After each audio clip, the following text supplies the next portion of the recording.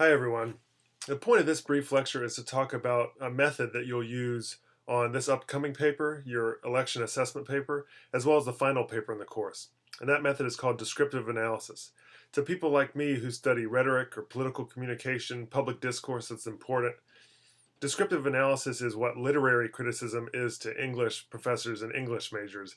It's a way to get to the persuasive heart, the influential heart of a piece of discourse. What I mean by discourse is it could be a political advertisement, it could be a television show, it could be a speech. They're all pieces of discourse, and they rise and fail based on how persuasive particular elements of that discourse is. Their imagery, the metaphors they use, the structure, the organization, etc. There's something or some several parts of a piece of discourse that makes it successful with an audience or makes it fail to resonate with an audience. And that's what we're going to use as descriptive analysis.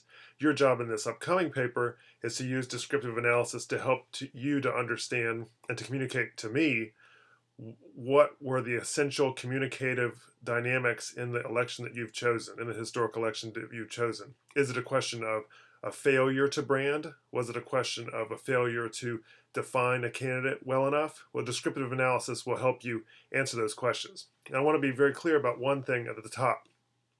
In a moment, we're going to go through a few slides where I show you the 6 categories of descriptive analysis. But my expectation is not that you use your paper to go through and explain all of the 6 categories of descriptive analysis. Instead, descriptive analysis is just a research tool, a way for you to collate and collect evidence about what was happening in your historical election, and then so that you can look at all that evidence and say, well, these are the 1 or 2 or 3 most important factors when determining the rhetorical dynamics of the 2000 election, hypothetically.